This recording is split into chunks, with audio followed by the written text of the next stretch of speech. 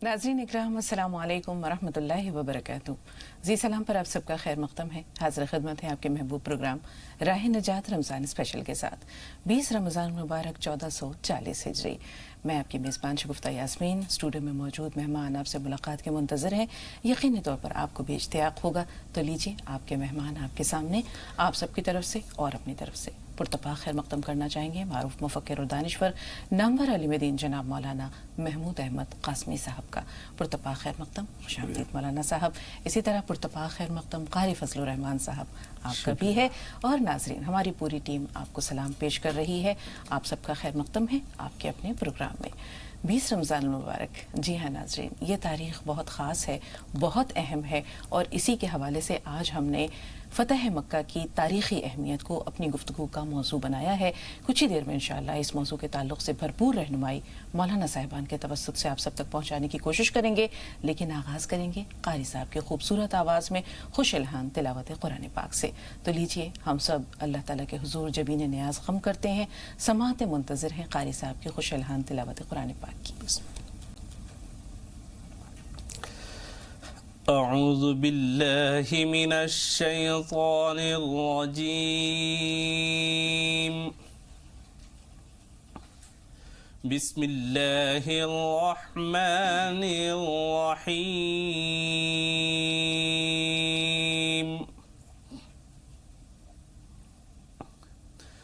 इन्ना फ़तहना लक फ़तहम मुबीना लियग़फ़िर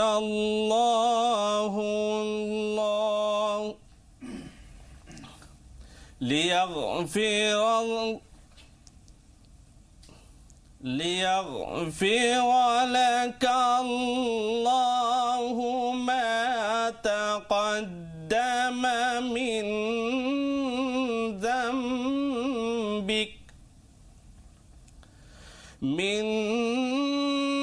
ذنبك وما تأخر ويتم نعمته عليك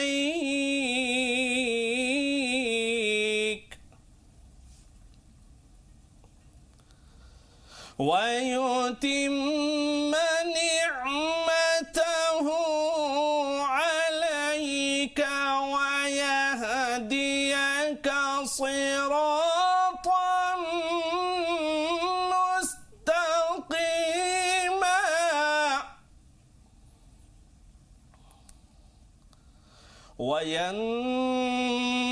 وينصرك الله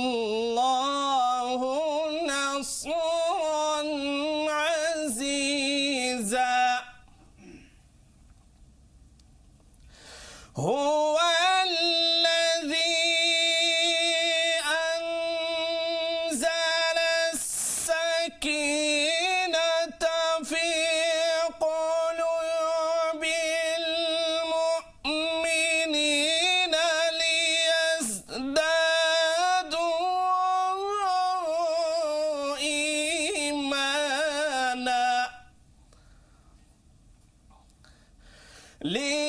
ليزدادوا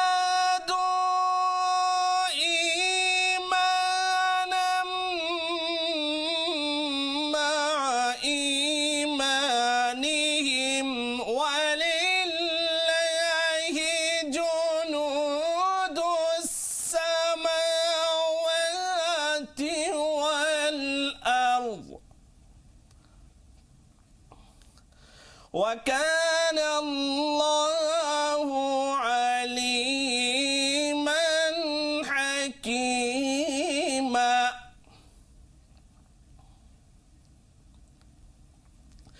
ليدخل المؤمنين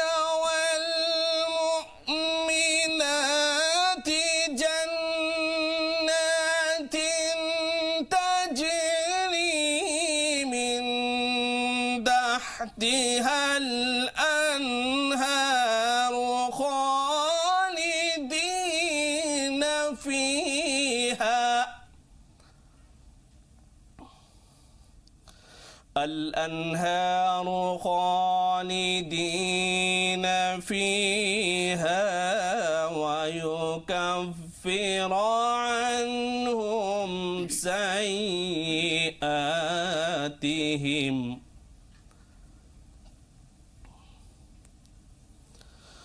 وكان ذلك عند الله فوزا عظيما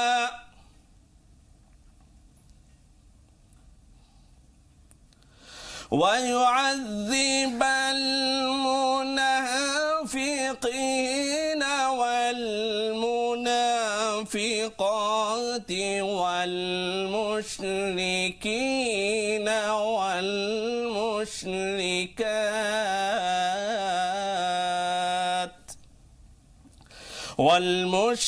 والمشركات الظانين بالله ظن السوء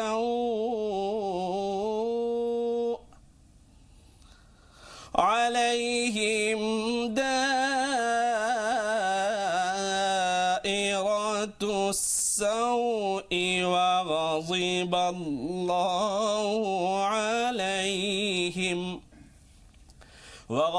الله عليهم ولعنهم وأعد لهم جهنم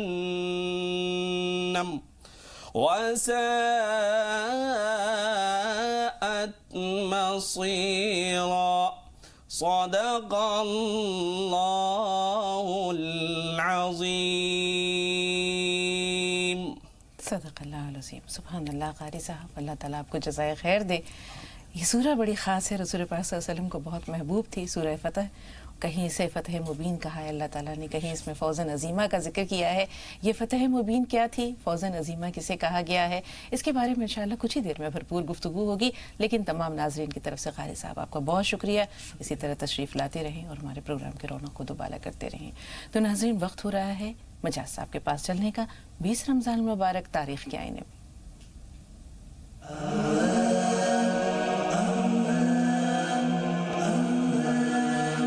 الحمدللہ رب العالمین والصلاة والسلام علی رسول الکریم وعلی آلہ واصحابہ اجمعین اما بعد. فاعوذ باللہ من الشیطان الرجیم. بسم اللہ الرحمن الرحیم. السلام علیکم ورحمۃ اللہ وبرکاتہ. 20واں روزہ ہے. آپ تمام لوگوں کو بہت بہت مبارکباد. آج دوسرے عشرے کا آخری دن ہے. جو دوسرا عشرہ مغفرت کا عشرہ تھا. آپ تمام لوگ اپنے لیے بھی اور ہم سب کے لیے بھی دعا کریں کہ اللہ نے ہماری مغفرت کر دی ہو. 20 رمضان سن 8 ہجری کو حضور اکرم صلی اللہ علیہ وسلم نے مکے کو فتح کیا اور کعبے کو 360 بتوں سے پاک کیا. آپ یہ دیکھیے کہ 8 سال پہلے جس شہر سے حضور اکرم صلی اللہ علیہ وسلم کو نکالا گیا تھا، رات کے اندھیرے میں چھپ کے نکلے تھے اور بے سر و سامان گئے تھے. 8 سال کے بعد وہاں فاتح کی حیثیت سے داخل ہوئے ہیں اور مدینے پہنچنے کے بعد بے تاج بادشاہ بنا دیے گئے تھے اور فتح مکہ کے بعد پورے عرب کے بادشاہ بنے ہیں.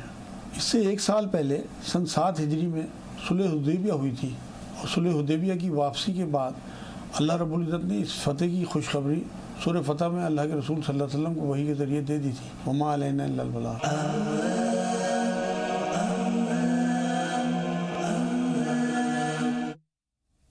بہت شکریہ مجاز صاحب. ناظرین، ایک بار پھر اپنے اسٹوڈیو کا رخ کر رہے ہیں. اسٹوڈیو میں تشریف لا چکے ہیں ہمارے بہت ہی خاص مہمان. آپ سب کی طرف سے اور اپنی طرف سے نامور عالم دین جناب مولانا تاج محمد اظہری صاحب کا پرتپاک خیر مقدم کرتے ہیں. خوش آمدید مولانا صاحب. ایک بار پھر مولانا صاحب آپ کا بھی استقبال ہے. اور ناظرین، کچھ باتوں پر مجاز صاحب نے کچھ باتوں سے پردہ اٹھا دیا، جیسے کہ صلح حدیبیہ کے بارے میں ہم بتانا چاہ رہے تھے، لیکن مجاز صاحب نے بتا دیا کہ اللہ تعالیٰ نے صلح حدیبیہ کے فوراً بعد سورہ فتح کا جو نزول ہوا، شان نزول وہ یہی تھا کہ مسلمانوں کے دل بہت پزمردہ تھے اور وہ بہت اداس تھے، دکھی تھے کہ کہیں ہم نے قریش کے سامنے جو ہے وہ دب کر صلح کی ہے. لیکن ہم دیکھتے ہیں کہ یہ ایک فتح کا پیش خیمہ تھی، وہ فتح جو آگے چل کر فتح مکہ کے نام سے موسوم ہوتی ہے. مکہ وہ شہر جو رسول پاک صلی اللہ علیہ وسلم کا محبوب شہر ہے، جہاں آپ پر کوڑا پھینکا گیا، جہاں آپ کی راہوں میں کانٹے بچھائے گئے، جہاں آپ کی پرزور مخالفت کی گئی، جہاں آپ کو نہ جانے کن کن القاب سے नवाजा गया, आपको पूरे पूरे नामों से नाउज़ुबिल्लाह पुकारा गया, जहाँ आपको खाने काबा में इबादत के वक्त आप पर उजड़ी डाल दी गई, जहाँ लोगों ने आपके जान लेने की कोशिश की, आपके कत्ल के दरपे हो गए, और वहाँ से जिस बेसरो सामानी से आप निकलते हैं मदीना की तरफ, यसरब की तरफ, और चलते हुए आपकी ज़बान मुबारक पर ये कलिमात हैं कि ए मक्का, तू मुझे तमाम शहरों में सबसे ज़्यादा अजीज़ है, लेकिन तेरे बाशिंदों ने मुझे यहाँ रहने नहीं दिया। कुस्वा पर सवार हैं, कुस्वा आपकी ऊँटनी का नाम है, और एक इत्तेफाक देखिए, इसे हुस्न इत्तेफाक कहेंगे कि आप जिस ऊँटनी पर सवार होकर मक्का से निकले थे, उसी ऊँटनी पर सवार होकर आप मक्का में एक फ़ातिह की हैसियत से दाखिल होते हैं। लेकिन आपका जो दाखिला था वो आम फ़ातिहीन जैसा नहीं था, उसका नक्शा भी ज़रूर खींचेंगे, लेकिन उससे पहले हम चाहेंगे कि फ़तह मक्का का जो फौरी उसकी जो वजह थी मौलाना साहब, बनु बकर और बनी ख़ज़ा, इन दोनों के दरमियान एक सदियों पुरानी दुश्मनी थी, लेकिन सुलह हुदैबिया के बाद हम देखते हैं कि बनु ख़ज़ा मुसलमानों के, बनु बकर कुरैश के हलीफ बन जाते हैं। अब अहद शिकनी होती है, वह अहद शिकनी क्या थी और कैसे रसूल पाक सल्लल्लाहु अलैहि वसल्लम फौरी तौर पर फ़तह मक्का के लिए मंसूबा बनाते हैं। अस्सलामु अलैकुम व रहमतुल्लाहि व बरकातुहू। अल्हम्दुलिल्लाहि वहदहु वस्सलातु वस्सलामु अला मन ला नबिय्य बअदह। रब्बि इश्रह ली सदरी व यस्सिर ली अमरी वहलुल उक़दतम मिन लिसानी यफ़क़हू क़ौली। नाज़रीन किराम, ये सुलह हुदैबिया और बैअतुर रिज़वान दरअसल ये तमहीद है फ़तह मक्का का, और वहीं से एक इबारत लिखनी शुरू हो गई थी फ़तह मक्का की, और मुसलमानों ने जो सब्र से और हिम्मत से इस्तक़लाल से काम लिया था, उस बुनियाद पर अल्लाह रब्बुल इज़्ज़त ने इतना बड़ा इनाम व इकराम से मुसलमानों को और ख़ुद रसूलुल्लाह को नवाजा है। मसला ये था कि जो मुआहिदा हुआ था सुलह हुदैबिया के मौके पर, और उस मौके पर जो हलीफ तैयार हुए थे मुसलमानों के बनु ख़ुज़ा थे, और ऐसे ही बनु बकर ये खलीफ बने हुए थे कुरैश के। बनु बकर के लोगों ने कुरैश के साथ में मिल करके बनु ख़ुज़ा के चंद लोगों को ऐन हरम मक्का के अंदर कत्ल किया था। ज़ाहिर सी बात है वो जो हल्फ था, मुआहिदा था, उसके ख़िलाफ़ वर्जी थी, और कुरैश ने बाज़ाब्ता उनकी मुआवनत की है, मदद की है। बनु ख़ुज़ा के लोगों ने इस मामले पर अल्लाह के रसूल से मदद चाहिए है, इस्तिग़ासा किया है कि अल्लाह के रसूल इस तरह से हमारे साथ में ज़्यादती हुई है और आप हमारे हलीफ हैं, आप हमारी मदद फरमाएं। तो अल्लाह के रसूल ने कुरैश के पास में जो एक अपना कासिद भेजा था, उसमें ये बात रखी गई कि या तो बनु बकर ने जो कत्ल किया है बनु ख़ुज़ा के लोगों ने, कुरैश के लोग मिल करके उसका खून बहा अदा करें, या तो बनु बकर से जो मुआहिदा है उसको ख़त्म कर लें, या तो फिर सुलह हुदैबिया के अंदर जो मुआहिदा तैयार किया गया था, मीसाक तैयार किया गया था, उसको ख़त्म कर दिया जाए। तो ख़ास तौर से एक शख्स है जिसने बड़ी अकड़ी हुई गर्दन के साथ में ये कहा था कि अगर ये बात है तो हम तीसरी शर्त और तीसरी बात को मानते हैं, यानी कि जो हुदैबिया के मौके पर जो सुलह हुई थी उसको ही हम ख़त्म कर देते हैं। तो इस तरह से अल्लाह के रसूल का जो कासिद था वो नाकाम व नामुराद वापस गया था। उस पर अल्लाह के रसूल मोहम्मद मुस्तफ़ा सल्लल्लाहु अलैहि वसल्लम ने ये तय कर लिया था कि अब इनकी जो अकड़ी हुई गर्दनें हैं इनको झुकाना है, या तो वो राह खुदा में झुकेंगी या तो इनको नेस्त नाबूद कर दिया जाए। बिल्कुल मौलाना साहब, हम ये देखते हैं कि बुदैल बिन वर्क़ा ख़ज़ाई जब पहुँचते हैं रसूल पाक सल्लल्लाहु अलैहि वसल्लम के पास और उस शबखून का या उस कत्ल गारत गरी का नक्शा खींचते हैं, तो रसूल पाक सल्लल्लाहु अलैहि वसल्लम जो है वो फौरी तौर पर एक लश्कर की तैयारी का हुक्म देते हैं, लेकिन ये नहीं बताते कि ये लश्कर का रुख कहाँ होगा। बड़ी खामोशी से 10,000 का लश्कर तैयार होता है। उधर अबू सुफियान जो कि उस वक्त तक इस्लाम में दाखिल नहीं हुए थे, और उन लोगों को ये एहसास होता है कि गलती तो हो गई, तो वो आते हैं तजदीद वफा के लिए। रास्ते में ये बुदैल बिन वर्क़ा ख़ज़ाई से मुलाकात होती है, तो वो ये जानने की कोशिश करते हैं कि क्या रसूल पाक सल्लल्लाहु अलैहि वसल्लम तक शिकायत पहुँच गई। वो कहते हैं कि नहीं, हम तो इसी वादी तक आए थे। खैर, रसूल पाक सल्लल्लाहु अलैहि वसल्लम का लश्कर तैयार हो रहा है, और उधर अबू सुफियान के दिल में जो है वो एक हुक सी उठ रही है कि कुछ होने वाला है। वो चलते हैं वहाँ से, यहाँ रास्ते में मुलाकात होती है हज़रत अब्बास से। लश्कर कूच कर चुका है, इस्लाम में दाखिला कैसे होता है? बिस्मिल्लाहिर्रहमानिर्रहीम। अस्सलामु अलैकुम वरहमतुल्लाहि वबरकातुहू। अल्हम्दुलिल्लाहि रब्बिल आलमीन वल आक़िबतु लिल मुत्तक़ीन व अला आलिहि व सहबिहि अजमईन, अम्मा बाद। हुजूर सल्लल्लाहु अलैहि वसल्लम के पास जब बनु खुज़ाआ का कासिद आया और सारी दास्तान बयान की किस बेदर्दी के साथ बनु बकर ने हम पर हमला किया नमाज की हालत में, रुकू और सजदे की हालत में, तो ये सुनकर हुजूर सल्लल्लाहु अलैहि वसल्लम बहुत ज़्यादा बेकरार हो जाते हैं और उनको ये भरोसा दिलाया कि हम आपकी मदद ज़रूर करेंगे। हुजूर सल्लल्लाहु अलैहि वसल्लम ने तमाम सहाबा कराम को कूच करने का, मुजाहिदीन इस्लाम को कूच करने का हुक्म दे दिया, लेकिन ये बात बिल्कुल मख्फी रखी, खुफिया रखी कि जो है कहाँ जाना है, और लोगों के दिमाग में ये बात नहीं आई चूँकि अभी सुलह हुदैबिया टूटा नहीं था तो ये बरकरार था। इस वजह से लोगों को ये था कि सुलह मक्का पे तो हमला हो नहीं सकता चूँकि अभी सुलह हुदैबिया जारी है।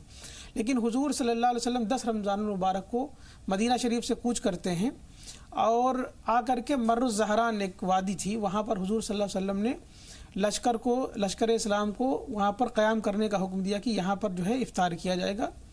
और हुजूर सल्लल्लाहु अलैहि वसल्लम ने एक जंगी तदबीर का इस्तेमाल किया कि तमाम लश्कर को कह दिया कि बिखर जाएं सब लोग काफ़ी दूर दूर तक, और आग जलवा दी, जिससे ये रात में महसूस हो रहा है कि बहुत बड़ा लश्कर जर्रार, कोई बहुत बड़ा लश्कर जो है वो हमला और है आया हुआ है। तो रात में जब अबू सुफियान गश्त के लिए निकले मक्का में तो देखा उन्होंने इतने सारे अलाव जलते हुए, इतनी आग जलती हुई, तो उनके दिल में ख्याल आया कि कहीं ऐसा तो नहीं कि बनु खुज़ा के लोग हम पर जो है ना वो बदला के लिए जो है वो हमलावर होने वाले हैं। लेकिन फिर उनको ये बात चूँकि मालूम थी कि बनु खुज़ा के लोग इतने ज़्यादा दबंग नहीं है, इतने ज़्यादा तादाद में भी नहीं है, ये इतना बड़ा लश्कर उनके पास कैसे हो सकता है। तो उन्होंने इस तसब्बो तलाश और जुस्तजू के लिए थोड़ा सा कदम आगे बढ़ाए। तो रास्ते में हज़रत अब्बास रज़ियल्लाहु ताला अन्हु जो हुज़ूर सल्लल्लाहु अलैहि वसल्लम के चचा होते हैं उनसे मुलाकात हो गई। तो हज़रत अब्बास रज़ियल्लाहु ताला अन्हु ने उनको सारा माजरा बयान किया, बताया कि ऐसा ऐसा होने वाला है और आप अभी वक्त है पनाह ले लीजिए।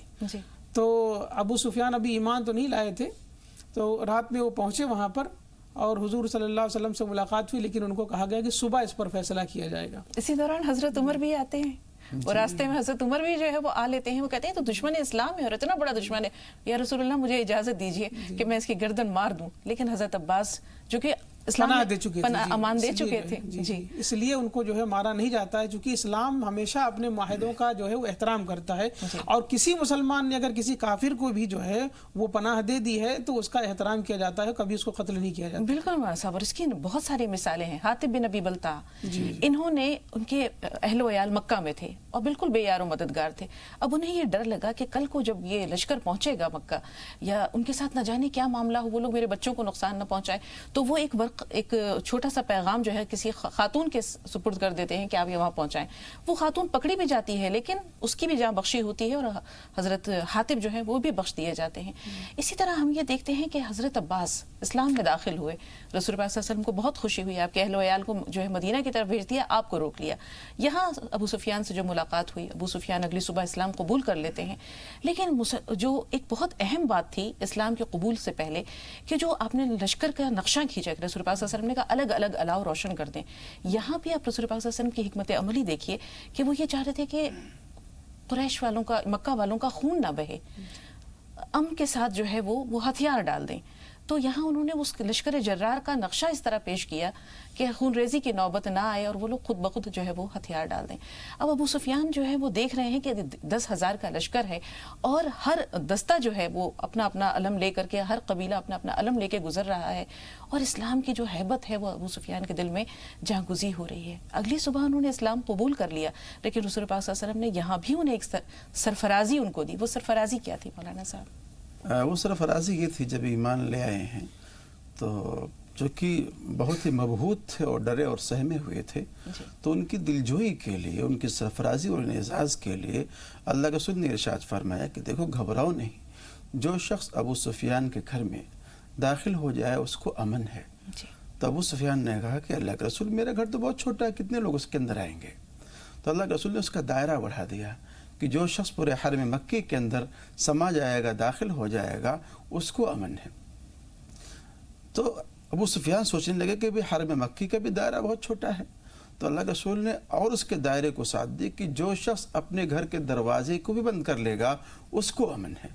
उसके बाद अल्लाह के रसूल ने अब्बास से कहा कि इनको लेके जाओ और इस पहाड़ जो टीला है उस पर खड़ा कर दो। और अल्लाह के रसूल ने जो हिकमत बनाई थी वो ये थी कि हर कबीला अपने अपने आलम के साथ में हरम मक्की की तरफ रवां दवा होगा। تو ابو سفیان جب اوپر گئے ہیں ٹیلے پر اور جو جم غفیر دیکھا ہے اور الگ الگ قبیلے اپنے جھنڈا لے کر کے چل رہے تھے تو اس کو دیکھ کر کے اور حیران و پریشان ہو گئے اور یہ کہا کہ عباس تمہارے بھتیجے کا اتنا بڑا عالم ہے اور تمہارے بھتیجے کے پاس میں اتنا بڑا لشکر ہے، اس کا تو کوئی مقابلہ نہیں کر سکتا ہے۔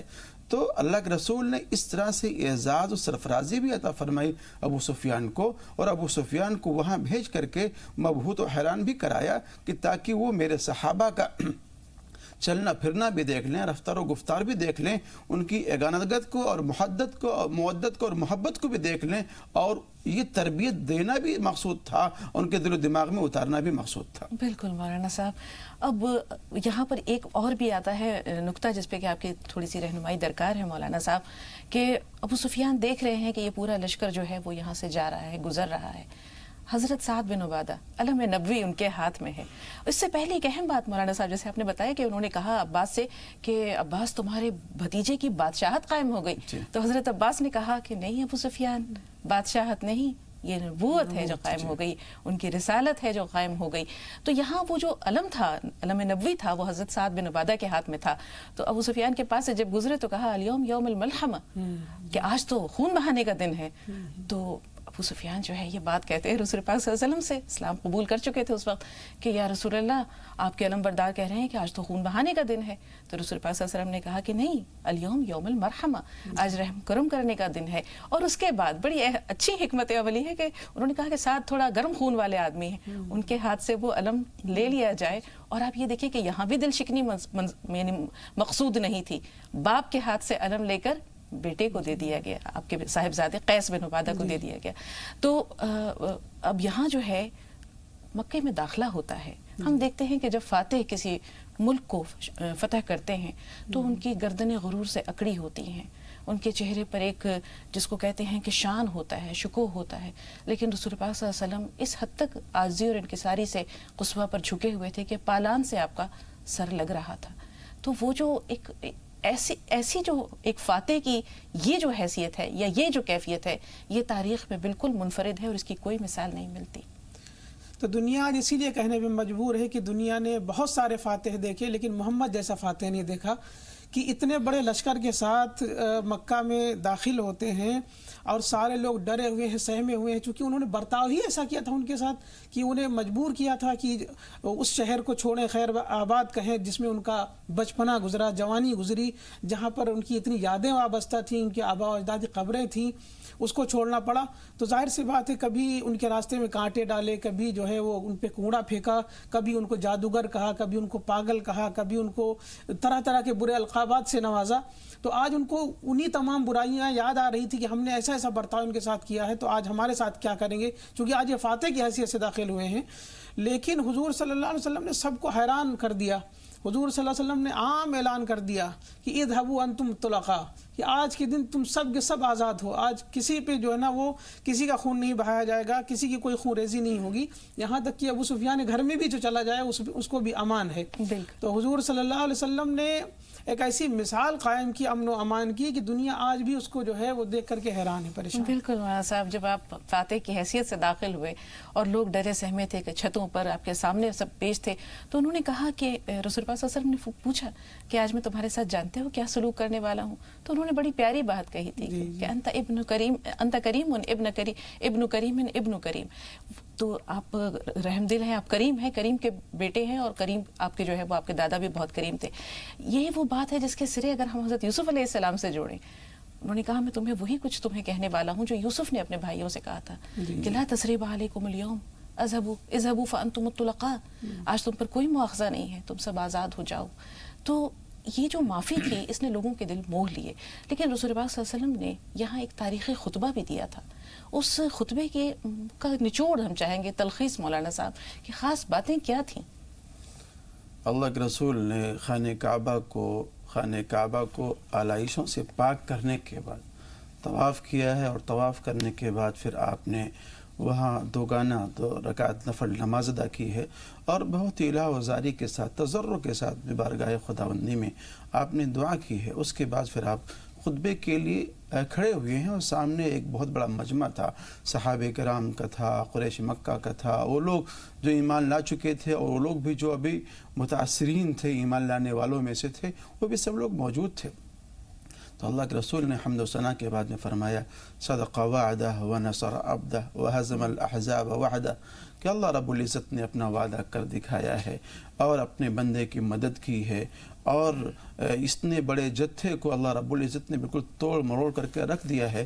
اور پھر اللہ کے رسول نے ارشاد فرمایا کہ آج کے دن جو بھی خون بہا ہے، دیت ہے، یہ تمام کی تمام میرے قدموں کے نیچے ہے، میں اس کو روند رہا ہوں، مگر یہ کہ خانہ کعبہ کی جو تولیت ہے اور اسی طریقے سے حاجیوں کو جو پانی پلانے کی جو ذمہ داری ہے، یہ چیزیں اس سے مستثنیٰ ہیں۔ اور آگے اللہ کے رسول نے فرمایا کہ اللہ رب العزت نے جتنے بھی خاندانی مفاخر تھے ان تمام خاندانی مفاخر کو آج ختم کر دیا ہے اور اس کو نیست نابود کر دیا ہے، اور تمام کے تمام لوگ آدم کے اولاد میں سے ہیں اور آدم مٹی میں سے ہیں۔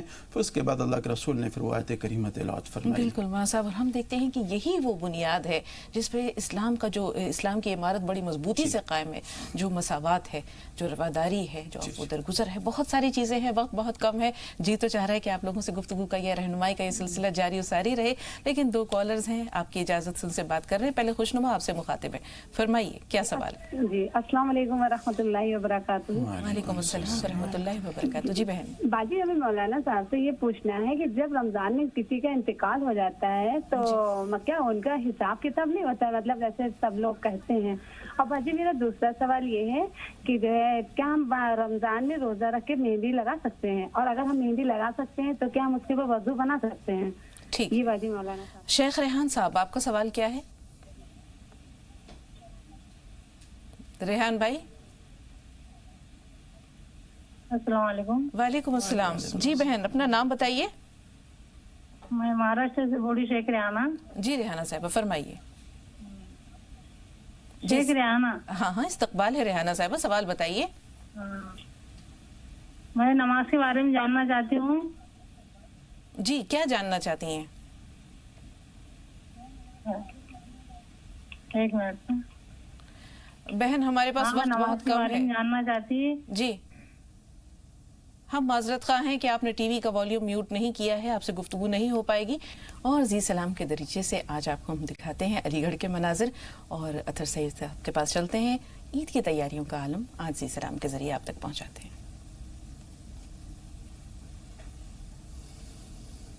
علی گڑھ شہر میں موجود ہیں، اور علی گڑھ شہر میں اس وقت تمام روزے دار بازاروں میں ہیں، دکانوں میں ہیں، بچوں کے اور بڑوں کے کپڑوں کی خریداری کرتے ہوئے نظر آ رہے ہیں۔ جینز ہے، ٹاپ ہے، ٹی شرٹس ہیں، شرٹس ہیں، فراکس ہیں، گاؤنز ہیں، اپنی اپنی پسند، اپنا کہا جائے کہ اپنی پسند کے ساتھ ساتھ لوگ انصاف کرتے ہوئے نظر آ رہے ہیں، انتخاب کرتے ہوئے نظر آ رہے ہیں۔ کیا خریدا آپ نے؟ جینس پینٹ خریدی۔ جینس پینٹ کس کے لیے؟ بچوں کے لیے۔ ماشاءاللہ، خرید لی؟ جی لے رہے ہیں ابھی۔ ارے واہ! اور آپ کا کیا نام ہے؟ عبدالرزاق۔ عبدالرزاق، کیا بات ہے، کیا خریداری کی؟ Pant shirt. کچھ پسند آیا ابھی؟ ابھی نہیں آیا۔ کیا خریدیں گے؟ Pant shirt. پینٹ اور شرٹ، ماشاءاللہ ماشاءاللہ۔ بچوں کے اصل معنوں میں تو عید بچوں کی ہے، دوسرا عشرہ چل رہا ہے، اور دوسرے عشرے میں روزوں کے ساتھ ساتھ تمام عبادات کے ساتھ ساتھ خریداری لوگ کر رہے ہیں، اور عید کا اہتمام بہت ضروری ہے، تو عید کا اہتمام ہی تمام لوگ اس وقت کر رہے ہیں۔ اب میں آپ سے پوچھنا چاہتا ہوں کہ کس طرح کے کپڑے اس وقت چل رہے ہیں، بتائیں صاحب۔ جینز اور شرٹس، بچوں کے لیے خاص طور پر۔ جی جینز اور شرٹس۔ جین شرٹ کا زیادہ کریز ہے، اور دیکھیے اس طرح کے کپڑے ہیں یہ۔ میں بہن سے پوچھنا چاہوں گا کس طرح کپڑے لے۔ السلام علیکم۔ وعلیکم السلام۔ کس طرح کے کپڑے آپ نے چنے؟ میں نے بہن کے لیے جینس وغیرہ لیے اور کزنس کے لیے۔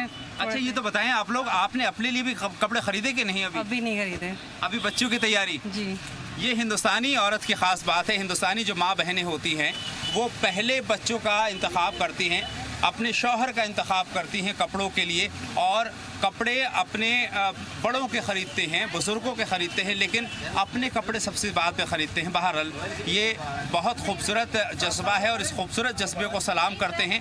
اور یہ جو منظرنامہ آپ کے سامنے ہم پیش کر رہے ہیں، یہ تصاویر جو ہم آپ کو دکھا رہے ہیں، یہ علی گڑھ کے بازار کی ہیں۔ تو ناظرین یہ تھے علی گڑھ کے مناظر اور عید کی جو آہٹ ہے وہ قریب ہوتی جا رہی ہے. تیسرا عشرہ شروع ہونے کو ہے. عید خوشیوں کا پیغام لاتی ہے ہر انسان کے لیے, ہر روزے دار کے لیے, کیا بچے کیا بڑے, کیا بوڑھے کیا جوان, کیا خوشحال اور کیا غریب اور مفلوق الحال. تو خوشیاں سب کے لیے ہوتی ہیں, خوشحال لوگوں کے لیے بھی ہوتی ہیں اور غریب اور ناداروں کے لیے بھی ہوتی ہیں. رمضان المبارک خیر خواہی کا مہینہ ہے, مواسات کا مہینہ ہے. دل کھول کر اپنے زکوٰۃ, اپنے صدقات, امداد, عطیے کسی بھی طرح سے ان لوگوں تک بھی خوشیاں پہنچانے کی کوشش کیجئے جو یہ خوشیاں نہیں خرید سکتے ہیں. 2 کالرز ہیں ہمارے ساتھ, آئیے ان سے بات کر لیتے ہیں. پہلے آپ سے مخاطب ہیں مرزا منیر صاحب, فرمائیے سوال کیا ہے. السلام علیکم. وعلیکم السلام ورحمۃ اللہ وبرکاتہ. عرض یہ ہے کہ پہلی بات میری یہ ہے کہ جو سحری کے ٹائم میں ہمارے محلے کی, ہمارے مسجد میں اگر اذان ہو رہی ہوتی ہے تو سحری سے فارغ ہو جاتے ہیں. اگر چائے پانی یا اس میں کھلا کر کے روزے کی نیت نہیں کی تو اس میں کوئی فرق تو نہیں پڑے گا؟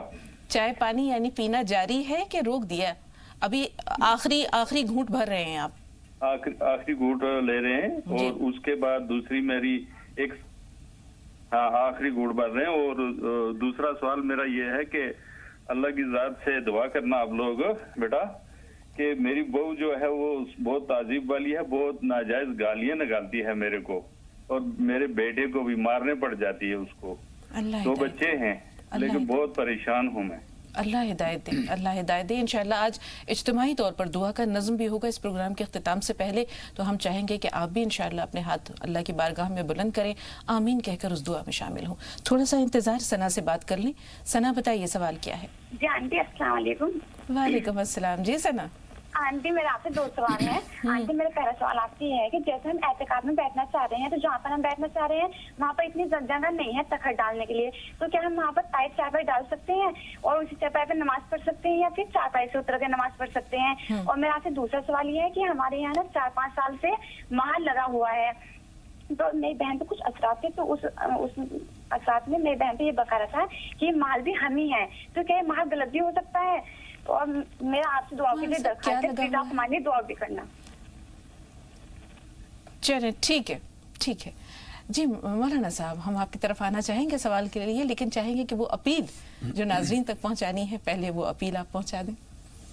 ناظرین کرام, عزیز سلام حسن فارما تمام ناظرین کرام سے اس بات کی اپیل کرتا ہے کہ سحری میں جو اپنی روٹین کی دوائیں ہیں اس کو آپ لینا نہ بھولیں, تاکہ آپ کو روزوں میں کوئی تکلیف بھی نہ ہو اور آپ کا روزہ ادا بھی ہو جائے. جی آخری گھونٹ بھر رہے ہیں یا ہاتھ میں پیالہ ہے اور ادھر اذان ہو رہی ہے, تو رسول پاک صلی اللہ علیہ وسلم نے کیا حکم دیا ہے مولانا صاحب؟ دیکھیے عموماً جب اذان ہوتی ہے فجر کی نماز میں اور مؤذنین اور یہ کام کرتے ہیں کہ جب سحری کا ٹائم ختم ہو جاتا ہے تو وہ اناؤنسمنٹ کر دیتے ہیں کہ بھائی اب سحری کے وقت میں ختم ہو گیا ہے اور آپ لوگ نیت کر لیں. اور اس کے 2-3 منٹ کے بعد میں پھر وہ اذان دیتے ہیں. تو جب اذان ہو رہی ہوتی ہے تو سحری کے وقت بالکل ختم ہو چکا ہوتا ہے, تو ایسے وقت میں تو پھر روزہ وہ نہیں ہوگا, تو اس کے روزے کی قضا کرنی پڑے گی. جی احتیاط یہ کرنی چاہیے اس سے پہلے ہی ختم کر لیں. اچھا ان کی بہو جو ہے بہت بد زبانی کرتی ہے, بیٹے کے ساتھ مار پیٹ کرتی ہے, کوئی وظیفہ بتا دیجیے مولانا صاحب. جو شوہر ہیں ان سے میں یہ درخواست کروں گا کہ چاہے وہ ارادتاً یا پیار اور شفقت اور محبت میں سمجھانے کے لیے بجھانے کے لیے ان کی پیشانی پہ آپ ہاتھ رکھیں اور یا شہیدو یا شہیدو یا شہیدو آپ 21 مرتبہ پڑھ دیں, تو انشاءاللہ العزیز کچھ نہ کچھ بدلاؤ ان کے اندر آئے گا انشاءاللہ. اعتکاف کے لیے جگہ کم ہے, تخت وغیرہ نہیں ڈالی جا سکتی وہاں پر, صرف چٹائی بچھا کر اگر عبادت کرنا چاہیں تو کیا اس کے لیے اجازت ہے؟ ایک جگہ کونا مخصوص کر کے صرف چٹائی بچھا لی جائے. اعتکاف کے لیے کسی تخت وغیرہ کی ضرورت نہیں ہوتی ہے. ظاہر سی بات ہے چٹائی ہے تو اس پر بھی اعتکاف ہو سکتا ہے, اور اگر چٹائی بھی نہ ہو تو فرش میں بھی اعتکاف ہو سکتا ہے, پاک صاف ستھرا ہو, بس اس کے لیے جگہ ہونی چاہیے. باقی یہ دری یا چٹائی یا گدے وغیرہ کی کوئی قید نہیں ہوتی ہے اعتکاف کے لیے, جی کر سکتے ہیں, جائز ہے. بالکل. دوسرے سوال کے لیے جن میں اثرات کا کچھ ذکر ہے, تھوڑا سا انتظار. پہلے جاوید بھائی آپ سے مخاطب ہیں, سوال بتائیے. جی 2 سوال ہے میرے. جی پہلا سوال یہ ہے کہ اپن ہاتھ میں اسٹیل کی والی گھڑی ہوتی ہے نا, اس میں نماز اپن پڑھ سکتے ہیں یا نہیں پڑھ سکتے, یا پھر وہ چمڑے والی بیلٹ میں پڑھ سکتے ہیں, دونوں میں. اچھا جی دوسرا سوال. دوسرا یہ ہے کہ اپن عشاء असर का टाइम कब तक रहता है? कोई तो कहता है 20 मिनट पहले तक रहता है, कोई कहता है मगरिब के 5 मिनट पहले तक रहता है असर का टाइम। ठीक है सना जी। आयशा साहबा आप बताइए आपका सवाल क्या है? वालेकुम अस्सलाम। मौलाना साहब का अस्सलाम वालेकुम अस्सलाम। जी हम ये पूछना चाह रहे हैं कि इसे रोजा खोल के हम जिसे लेट जाते हैं तो हमारी आँख लग जाती है जी, इसे तो उसमें ईशा की नमाज जिसे पढ़ते हैं तो क्या मतलब है? और दूसरी बात नहीं अभी सवाल मुकम्मल नहीं हुआ। ये बताइए ईशा की नमाज आप कब अदा करती हैं? ईशा की नमाज जो है ताखीर हो जाती है बहुत ज्यादा जी, नमाज पढ़ के जिसे रोजा खोल के नमाज पढ़ के मगरिब की जिसे लेट जाते हैं हाँ, तो जिसे मेरी आँख लग जाती है हम तो फिर ईशा की नमाज पढ़ते हैं तो उसमें क्या वो है? और दूसरी बात मैं नया जैसे मकान बनाना चाहते हैं उसके लिए कोई दुआ बता दीजिए। ठीक है, पहले सवाल में इजाफा यह है मौलाना साहब कि वो जो लेटने का या सोने का वक्फा है आंख लग गई है और इतनी ताखिर से उठी है कि ईशा में जो है वो कुछ ताखिर हो रही है नमाज की अदायगी में, तो ईशा का वक्त कब तक रहता है? देखिए ईशा का वक्त तो काफ़ी लंबा है वक्त उसका, निसफ़े शब से भी आगे उसको अदा कर सकते हैं और उनके आँख लग जाने की वजह से नींद आ जाने की वजह से ईशा की नमाज में कुछ खलल नहीं होगा, लेकिन बेहतर यह है कि जो उसका अव्वल वक्त है मुस्तहब वक्त है उसमें उसको पढ़ने की कोशिश करें। जी, नए मकान के लिए कोई दुआ जिसमें अल्लाह खैर बरकत दे? नए मकान के लिए बेहतर यह है कि अगर वो बना रहे हैं बनाना चाहते हैं अभी तो उसमें सूरह यासीन शरीफ वगैरह पढ़ करके 4 मेखें ले लें और चारों मेखों में दम कर दें और 7 मरतबा पढ़ें सूरह यासीन शरीफ को अव्वल आखिर दरूद शरीफ पढ़ करके और चारों कोनों पे उन मेखों को गाड़ दें। इंशाअल्लाह अज़ीज़ आसेब से बलियात से वो मकान भी और मकीन भी इंशाअल्लाह महफूज रहे इंशाअल्लाह। घड़ी अगर हाथों में लगी हुई है, उसकी बेल्ट चमड़े की है चाहे वो किसी और मेटल की है, तो क्या उससे नमाज पर कोई फ़र्क पड़ता है? ये मसला दरअसल देखिए फ़क़हा और उलमा के दरमियान मुख्तलफ़ी है कि अगर घड़ी जो है उसमें चैन लगा हुआ है मेटल वाली है तो कुछ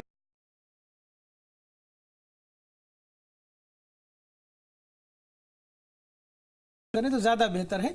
वैसे ये मुख्तलफ़ी मसला है तो मुख्तलफ़ी मसले में जो है खिफ़त वैसे भी आ जाती है, तो उमूमन आजकल रवाज चल रहा है कि लोग घड़ी जो है वो चैन वाली पहनते हैं, तो घड़ी जो अगर चैन वाली ही है तो उसमें भी नमाज हो जाएगी, लेकिन मकरूह होती है। बेहतर ये है कि जो है वो चमड़े वाली ही पहने। असर का वक्त कब तक रहता है मौलाना जी? असर का नमाज असर का वक्त देखिए ये सूरज गुरूब होने से जो है वो 20 मिनट पहले असर का जो वक्त है वो मकरूह वक्त शुरू हो जाता है कह लीजिए आप उस दिन की, लेकिन असर की नमाज हो जाएगी। अगर कहीं मसरूफ़ थे कहीं बिजी थे कि टाइम नहीं मिला नमाज पढ़ने का तो सूरज गुरूब होने के वक्त तक जो है ना वो नमाज पढ़ी जा सकती है, जायज़ है। लेकिन बेहतर ये है कि 20 मिनट कबल, सूरज गुरूब होने से 20 मिनट कबल ही जो है वो नमाज पढ़ लें ताकि मकरूह वक्त में नमाज ना अदा हो। जी शुक्रिया मौलाना साहब। 2 कॉलर्स और हैं। शाइस्ता पहले आपसे मुखातिब बहन सवाल बताइए। अस्सलाम वालेकुम। वालेकुम अस्सलाम। अच्छा मेरे 2 सवाल है बाजी। एक सवाल तो ये है कि जैसे जो शब-ए कदर की रात आ रही है उसमें ज़्यादा से ज़्यादा किस तरह की इबादत करना सही है? या तो नमाज हमेशा पढ़ते रहें या कुरान शरीफ की तिलावत करें या तस्बीहात पढ़ें, और फिर दुआ कैसे मांगे कि वो कबूल हो जाए और अल्लाह तक पहुँचे? और दूसरा मेरा एक मसला ये है, ये मेरे घर का मसला है, ये कल ही पेश आया है कि हमारे घर में हमारे एक रिश्तेदार नहीं बोले, हमारी पड़ोसी रहती थी, तो वो उनसे थोड़ा ताल्लुक, हम 10 साल पहले हमारा उनका ताल्लुक बना, लेकिन कुछ महीने बाद पता चला कि वो हमें कुछ नुकसान पहुंचा रही हैं, तो हमारी अम्मा उनसे बेताल्लुक हो गई और उनसे बात करना बंद कर दिया। लेकिन वो क्या की ना, वो हमारे बाबा को, मतलब हमारे अब्बा जी को इतना उनसे दोस्ती बढ़ाने से हमारे अब्बा जी आज तक उनसे दूर नहीं हो पाए। और अब क्या हुआ ना, कुछ दिन पहले मेरी अम्मी ने देखा कि मेरे अब्बा मुसलसल उनसे बात कर रहे हैं, तो मेरी अम्मी ने उनको फ़ोन करके बोला कि जब हम आपसे कोई ताल्लुक नहीं रखते तो आप मुझसे बात क्यों कर रही हैं? तो उन्होंने फ़ोन पे ये धमकी दी है कि क्योंकि हमारे घर में 2 मसले हैं। एक मसला ये है कि मेरी शादी नहीं हुई है, मेरी उम्र बहुत हो गई है और मेरी बड़ी बहन को अभी तक औलाद नहीं है, तो उन्होंने ये धमकी दी है कि तुम आज तक अपनी औलाद की शादी नहीं देख पाई हो और तुम्हारी नाती नतनी नहीं हुई, देखते हैं आगे कैसे कर पाओगी, ये तो हम तुम लोग के ऊपर जादू आसरात करके रखे हैं, इसीलिए तुम्हारे घर में इतनी परेशानियां हैं और होने भी नहीं देंगे। ठीक है शाइस्ता, आपका सवाल अपनी तमाम तफसीलात के साथ पहुंचा, थोड़ा सा इंतजार। शगुफ्ता आप बताइए आपका सवाल क्या है? बाजी अस्सलाम वालेकुम व रहमतुल्लाहि व बरकातहू। वालेकुम अस्सलाम व रहमतुल्लाहि व बरकातहू। बाजी मेरी बिटिया ने फोन किया था अभी, सना ने, उन्होंने चटाई नहीं कही थी, चारपाई कही थी एतकाफ के बारे में कि चारपाई पे भी बैठ सकते हैं क्या, मतलब वो जैसे टाइट है तो उस पे भी नमाज पढ़ सकते हैं क्या, या फिर मतलब नीचे उतर के पढ़ सकते हैं क्या, ऐसा कहते हैं ना जहाँ बैठते हैं वहीं पे नमाज पढ़ते हैं। तो प्लीज ये जरा ठीक से समझा देना। और बाजी दूसरा सवाल मेरा ये है कि हमारे यहाँ महल लग रहा है 3-4 साल से, बाजी उसको हमने भगा दिया था, वो परेशान कर रहा था धुआं करके, वो फिर दोबारा आ गया है। और कुछ असरात भी मतलब घर में उन्होंने इस तरीके से कहा था। जी, वो शहद की मक्खी के छत्ते की बात कर रही हैं आप, आपका सवाल पहुंच गया। ताज साहब, वो आप सवाल चूंकि चटाई का आपसे ही लिया था इसलिए आपके पास आ रहे। अगर कोई चारपाई है जिसके के बांध कसे हुए यानी वो सख्त है, तो क्या उस पर नमाज हो जाएगी? चारपाई पे नमाज नहीं पढ़ना चाहिए, क्योंकि चारपाई कितनी भी सख्त हो, चूंकि सजदे के बारे में हुक्म है कि नाक और पेशानी टिकना चाहिए उस पर। दरअसल तख्त हो तो कोई बात नहीं है, या बेड हो, ये सख्त चीज़ हो, लकड़ी की हो, तब तो ठीक है, लेकिन चारपाई पे नमाज नहीं पढ़ना चाहिए, क्योंकि उसमें पेशानी और नाक का टिकना बेहद ज़रूरी होता है सजदे की हालत में, और उसको जो प्रेशर भी पड़ता है तो वो अगर दबती है तो फिर उसमें नमाज दुरुस्त नहीं होगी। इसलिए बेहतर ये है कि तख्त का इस्तेमाल करें, चारपाई पे नमाज ना पढ़ें, नीचे उतर करके पढ़ लें, बेहतर है। जी मौलाना साहब, सवालात बहुत हैं। वो शहद की मक्खी का जो छत्ता है उससे कुछ असरात होते हैं क्या? नहीं, हमने तो आज तक सुना नहीं उस ताल्लुक से। फिर उन्हें भगाया जाए तो क्या कुछ नुकसान होगा? नहीं, अगर भगा भी देते हैं धुआं वगैरह करके शहद की मक्खियों को, तो इसमें कोई हर्ज नहीं है। जी, बस सवालात कई हैं मौलाना साहब, कल के सवाल भी महफूज है। फ़हीम साहब ने दुआ क़ुनूत के ताल्लुक से कुछ दरियाफ्त किया था कि अगर दुआ क़ुनूत शायद नहीं आती है तो क्या किया जाए, या दुआ क़ुनूत की क्या अहमियत है, कैसे पढ़ा जाए? देखिए, दुआ क़ुनूत के ताल्लुक से जो फ़ुक़हा ने जो मुफ्तियान किराम में जो राय दी है कि किसी को नहीं याद है और उसको वितर की नमाज पढ़ना है, तो मशवरा ये दिया है कि उसको सूरह इखलास पढ़ लेना चाहिए दुआ क़ुनूत की जगह पर। लेकिन ये इस्तिमरार नहीं है, दवाम नहीं है इसके अंदर। उस शख्स को चाहिए कि दुआ क़ुनूत सीखे, और जब तक वो सीख नहीं पा रहा है इसको पढ़ता रहे, लेकिन जल्दी सीख करके दुआ क़ुनूत को पढ़ना शुरू कर दे। जी, एक सवाल ये था कि किसी के लिए दिल में कीना होना कैसा है, जैसे उन्होंने कहा था कि सालार भाई का फ़ोन जो है वो लग जाता है, और कुछ यही मामला हम देख रहे हैं कि सना को भी लगता है वो वजीफ़ा आ गया है, क्योंकि सना की कॉल भी माशाअल्लाह पहुंचती है। तो किसी दिन ये सवाल सना के लिए भी हो सकता है कि भाई उनकी कॉल लग जाती है, तो क्या ये ऐसा कहना या उनको मना कर दें, रोक दें, इसमें कहीं कीना शामिल हो जाता है दिल में? देखिए, कीना और हसद ये तो बहुत ही बुरी बात है। कुरान पाक में इसकी मजम्मत आई है, वला तहासदू वला तबागज़ू, इस तरह से कुरान पाक की आयतें हैं कि न किसी के लिए हसद रखो, न कीना रखो, न बोझ रखो, इनाद रखो दिल में। ये बहुत ही गलत चीज़ है और ये कबायर में से है, गुनाह कबीरा है, तो इसलिए इससे बचना चाहिए। और किसी भी शख्स के लिए अपने दिल में बोझ, इनाद, कीना, हसद नहीं रखना चाहिए। बिल्कुल, हर एक के लिए हर चीज़ मुकर्रर है। अब वो चाहे यहाँ कॉल्स का वक्फा हो, कॉल्स का दौरानिया हो, लगातार आना हो, या कोई दूसरा मकाम और मर्तबा हो, सब कुछ अल्लाह की तरफ से दिल को बड़ा रखना चाहिए। सजदा सहव, इसके बारे में जानना चाहा है कि जैसे नमाज में कोई कमी बेशी हो जाती है तो सजदा सहव कैसे किया जाए, किस तरह किया जाए? सजदा सहव का जो वजूब होता है, या तो वाजिबात के कमी से, या वाजिबात के तकरार से, या वाजिबात के छोड़ने से होता है। उसका तरीक़ा यह है कि अत्तहियात में बैठने के बाद में अत्तहियात पढ़ लें, उसके बाद एक तरफ सलाम फेर लें, और सलाम फेरने के बाद में फिर आप 2 सजदा कर लें। सजदा करने के बाद फिर बैठें और फिर अत्तहियात, दरूद शरीफ और दुआ मासूरा पढ़ करके दोनों तरफ सलाम फेर करके अपनी नमाज को मुकम्मल करें। ये मशहूर तरीक़ा है। जी मौलाना साहब, बहुत शुक्रिया। अब जैसे एक बहन ने अभी सवाल किया है कि धमकी दी है कि आपके बेटी की शादी नहीं होने देंगे या औलाद नहीं होने देंगे, तो क्या इस तरह की जो धमकियाँ, ये काला जादू है, इसकी कोई हकीकत है? देखिए, सिहर से इनकार नहीं है, सिहर से, जादू से इनकार नहीं है। अल्लाह के रसूल मुतासिर हुए हैं और आप पर असर हुआ है। एक यहूदी ने आप पे जादू किया हुआ था, और उसका इलाज भी अल्लाह ताला ने कुरान शरीफ के अंदर नाजिल फरमा दिया है, मुअव्वज़तन वगैरह नाजिल करके। तो जो आदमी इस तरह से धमकियाँ दे रहा है, ये जिसके बारे में आप जानते हैं कि वो शर्री और फित्तीन आदमी है, ऐसे फितना पर्दाज़ों से, ऐसे शर्रियों से दूर रहने की कोशिश करें तो ज़्यादा मौज़ूद और बेहतर है। जी, शब क़द्र की इबादत के बारे में तो ये बाब ऐसा है कि बहुत तफसील चाहता है, इख्तिसार से, क्योंकि भी हमें दुआ की तरफ भी आना है। शब क़द्र में इबादत क्या हो, नमाज को कितना वक्त है, कुरान पाक या अज़कार वगैरह को क्या वक्त है? वो बहन ने जो पूछा था कि शब क़द्र में इबादत कैसे की जाए, तो जाहिर सी बात है, इबादत मशरू है, कोई भी इबादत आप कर सकते हैं, चाहे तो नवाफिल पढ़ें, चाहे तो कुरान शरीफ पढ़ें, लेकिन तनव्वुओं के साथ, यानी कुछ डिफरेंट करना जो है ना, ये अच्छा रहता है कि कुछ देर नमाज पढ़ा, कुछ देर कुरान की तिलावत की, कुछ देर जो है वो दुआ की, तो इस तरह से आदमी को जो है ना वो नींद भी नहीं आएगी और एक्टिव भी रहेगा।